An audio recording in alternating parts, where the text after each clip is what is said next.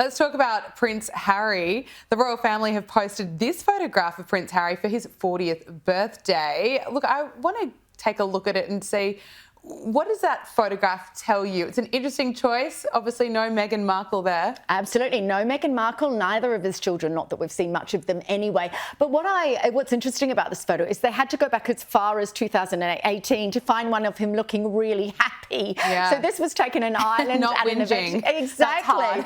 I know. So to think you have to go about, 6 years to get a picture where he is genuinely happy. Look, it is interesting that they've posted about his 40th birthday. Of course, it's a milestone birthday. But interestingly, they haven't posted about his birthday since 2021. Obviously, in 2022, it was this time of year when the Queen had died. So, of course, they were never going to draw focus away from that event. But look, I do think it suggests there's a slight softening, even if it's just an outward showing one rather than what's happening internally.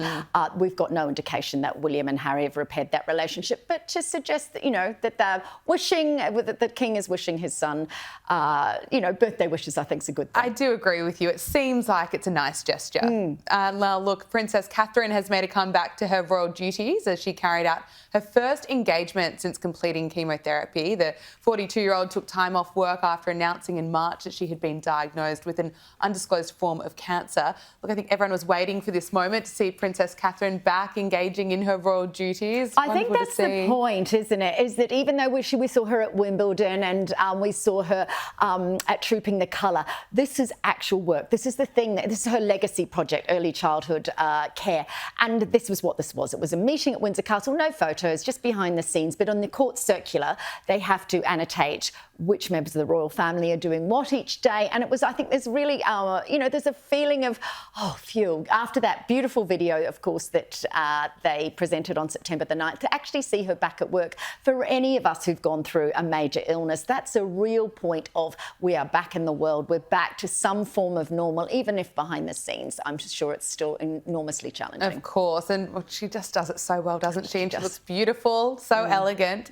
Finally, to the story that is rocking Hollywood. Rapper and music mogul Sean Diddy Combs has pleaded not guilty to trafficking and racketeering charges. According to the indictment, Diddy turned his music empire into a criminal enterprise. Angela, what more can you tell us on this story? Oh, look, this story just gets worse and worse. I mean, it's an allegation at this stage, though he is in custody. What's emerging in some of the evidence is that he would hold these freak-offs, which were events where people were drugged, they were forced into sexual acts, these were recorded, they were then bribed with those sexual recordings. They even had to be sort of rehydrated after the drug binges with IV drips and that sort of thing. So it was a massive operation going on behind the scenes, allegedly. He, of course, and his team are arguing that it was all consensual, that those involved consensual. But anyone who's seen the domestic violence that he dished out on his girlfriend knows this is a nasty human being. Whether he will be found guilty of these charges or not,